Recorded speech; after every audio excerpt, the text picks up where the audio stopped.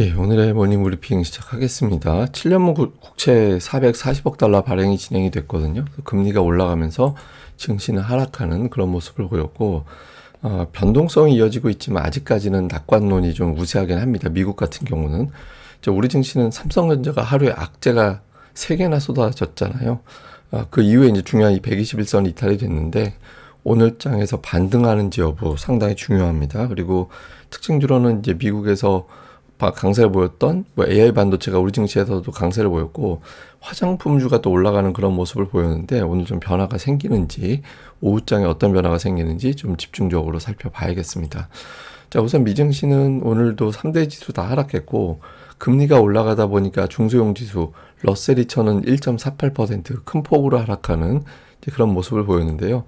역시 금리 때문입니다. 10년물 국채 금리가 4.6%까지 올라갔어요. 이게 4.6%는 상당히 높은 레벨이라고 봐야 되는데, 어제 5년물 700억 달러, 2년물 690억 달러, 어제 무려 1,400억 달러 가까이 국채 발행이 진행이 됐는데, 오늘 같은 경우는 어제보다는 덜하긴 했지만 440억 달러, 보통 일반적으로 300억 달러 정도가 이제 하루에 나오는 국채 발행이거든요. 근데 이걸 훨씬 뛰어넘는 규모의 발행이 이틀 동안 진행이 됐잖아요. 무려 1,800억 달러 정도 되는 국채 발행이 진행이 됐고, 아무래도 돈을 많이 빌려가야 되니까 이자를 많이 줘야겠죠. 그러니까 금리가 직전보다 높아졌고, 워낙 돈이 많이 그 국채를 발행하다 보니까 응찰률은 떨어질 수밖에 없습니다. 그러니까 이게 사람들이 많이 붙어도 발행 자체가 많으니까 응찰률이 떨어질 수밖에 없는 그런 환경이잖아요. 그러니까 이제 보는 입장에서는 금리가 올라갈 수밖에 없겠구나, 그러니까 이렇게 됐고, 최근에 보면 10년물 금리가 4.5%를 넘어가기 시작하면서 주식시장이 흔들리는 그런 모습을 보였거든요. 그래서 이번 주는 다른 재료 다 필요 없고 그냥 금리가 올라서 시장을 흔들었다. 그런데 어쨌든 그 국채 발행 일정은 오늘로 마무리가 됐다. 이렇게 이제 정리해 봐야 될 것 같습니다. 시장에 대해서는 여전히 이제 그래도 괜찮을 거야, 이런 주장들이 있거든요. 인플레이션이 완화가 되고 있고 금리 인하 기대는 지속되고 있다. 그래서 금리가 단기적으로는 좀 압박을 했지만 다시 올라갈 거야, 이런 주장도 있고요.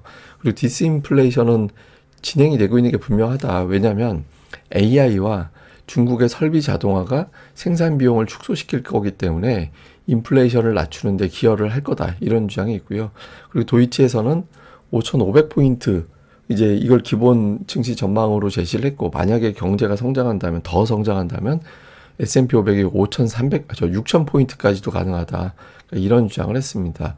그리고 이날 이제 베이지북 나왔는데 내용이 이렇게 중립이거나 약간 조심스러운 정도로 봐야 되는데, 대부분 지역에서 완만하게 성장을 확장을 하고 있고, 그런데 경제 주체들의 전망이 좀 비관적으로 바뀌었다, 약간. 그리고 인플레이션은 완만하게 올라가고 있다. 그러니까 뒤에 두 가지는 부정적인 거죠. 완만한 확장을 이어지고 있다라는 건 중립 조금 괜찮은 정도. 근데 어쨌든 베이지북 내용 자체는 그렇게 썩 좋은 편은 아니었습니다. 그래서 이런 것들이 이제 겹치면서 낙관론이 있음에도 불구하고 시장이 좀 조심스러웠다, 이렇게 이제 정리를 해봐야겠죠. 주요 종목은 그냥 엔비디아만 보면 될 것 같아요. 엔비디아가 장중에 1,100달러까지 빠졌다가 뒷부분에 밀고 올라와서 1,148달러로 이제 마감이 되면서 역시 또 신고가 경신을 했는데, 최근에 엔비디아 2배 레버리지, 그러니까 이제 엔비디아 주가가 올라가거나 빠질 때 2배로 움직이는, 이쪽에 대규모의 자금이 들어왔다라는 거예요. 그래서 이게 증시가 올라갔으니까, 그러니까 종목이 올라갔으니까 돈이 들어온 거일 수도 있겠지만, 여기에 자금이 또 많이 들어오다 보니까 주가를 밀어 올린 것 같다, 이런 주장이 있는데, 다만 이제 최근에 좀 특이해진 건 뭐냐면, 엔비디아가 올라가는데 증시가 하락을 해요. 예, 이거는 좀 특이한 거죠. 이게 좋은 현상은 아닙니다. 예, 왜냐하면 이제 이런 것도 가능하거든요. 엔비디아 마저 빠지면 어떡하지? 그러니까 이런 정서가 나올 수 있거든요. 그래서 엔비디아가 끌어가는 현상이 좀 나와줘야, 물론 이거는 이제 나스닥을 갖다 붙이면 또 다르게 보이긴 하는데, 어쨌든 S&P 500과 거의 동조하던, 그러니까 S&P 500을 이끌던 종목이 그냥 혼자 간다, 이렇게 되면 이제 썩 좋은 현상은 아니죠. 그래서 이후에 엔비디아를 대체하는 종목이 등장을 하거나, 아니면 이제 엔비디아 자체가 계속 끌고 올라가거나, 이런 이제 모습들이 나타나줘야 투자자들의 부담스러운 불안해하는 심리가 좀 완화될 수 있다, 이렇게 봐야겠습니다. 그런데 아직까지는 앞서 말씀드린 대로 좀 걱정을 좀 덜하는 건, 대형주들이 포함되어 있는 업종은 실적 추정치가 상향 조정되고 있어요. 그러니까 2분기부터 4분기까지 실적 추정치를 최근 들어서 조정한 걸 보면 그 뭐 메가세븐 같은 경우 1.8% 상향이 됐고 에너지나 유틸리티라든가 뭐 금융 등등은 상향 조정이 됐거든요. 뭐 하향 조정된 건 시가총액 비중이 그렇게 큰 업종은 아니라서 뭐 증시가 일시적으로 금리 때문에 빠지긴 했지만 추세적인 하락은 아닌 것 같다. 이런 입장이 아직까지는 조금 더 많습니다. 자, 우리 시장은 삼성전자가 골칫거리가 됐죠. 뭐 어제 하루에 악재가 3개가 나왔잖아요. 뭐 모건스탠리에서 AI 관련된 수혜주의 삼성전자를 빼고 제시를 했다라는 점, 삼성전자 노조 파업 선언. 이거 파업 왜 선언하는지 내용들 도는 거 보면 조금 야, 참 그런 소리도 나오긴 하던데 어쨌든 그런 이슈들 그다음에 이제 방사선 피법 관련된 이슈 이런 것들이 정연해지면서 빠졌는데 중요한 건 어쨌든 지지선 역할을 하던 121선이 깨져버렸거든요. 여기서 빠르게 복원하지 못하면 삼성전자가 한 5% 이상 더 빠질 수도 있어서 오늘은 또 목요일이라 어떨지 모르겠습니다만 어제 단계 좀 빠르게 복원을 하는 그런 모습이 나와야 되는데 외국인들이 너무 팔아요. 그러니까 최근에 삼성전자 연속 매도가 나오면서 이 기간에 외국인들 코스피 순매도가 1조 4천억이거든요.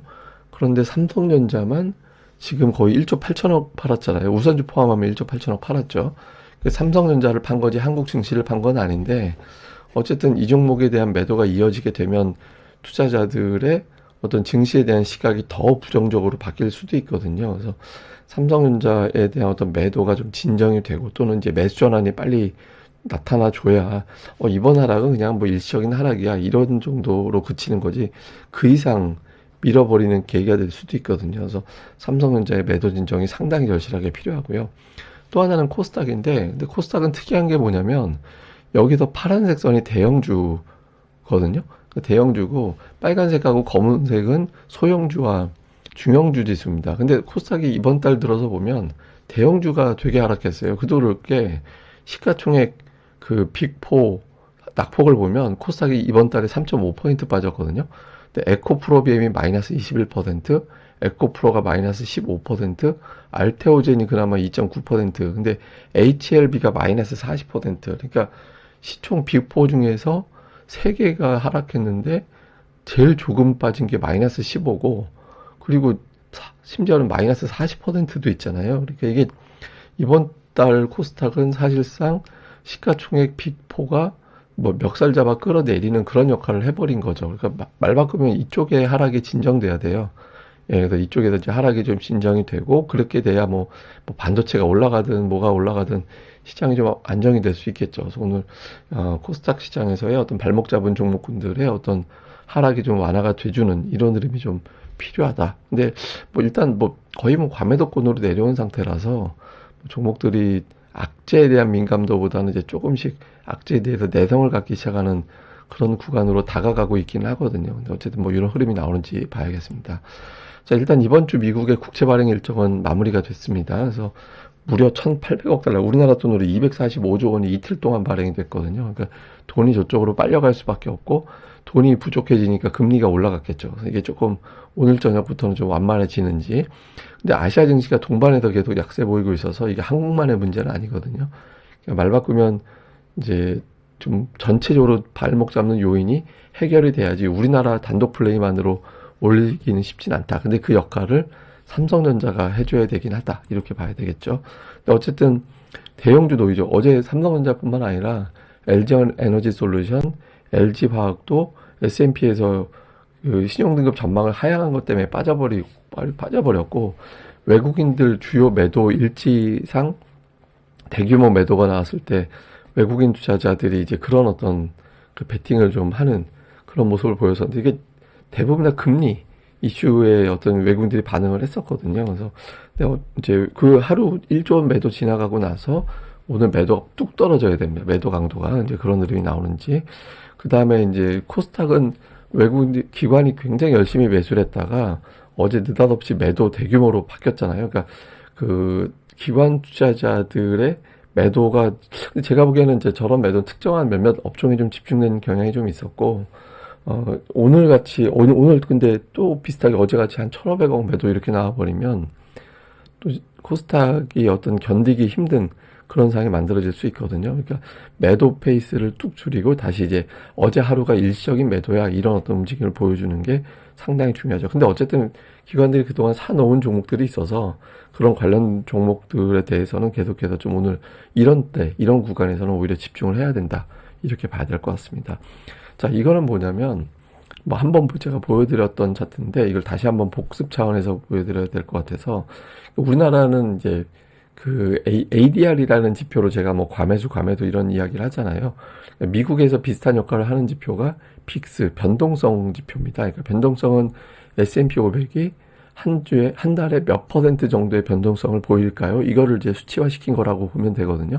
근데 이게 20을 넘어가면 과매도고 높아지면 높아질수록 변동성이 큰 거를 싫어하니까 시장은.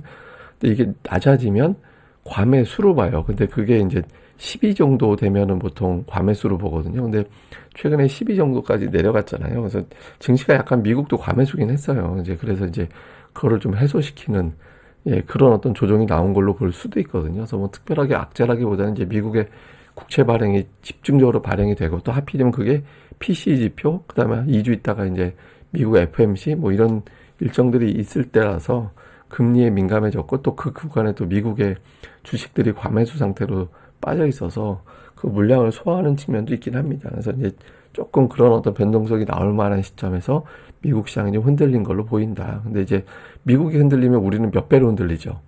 예. 그리고 특히 이제 삼성전자의 노이즈가 나오면서 유난하게 흔들렸거든요. 근데 항상 결자 해지예요.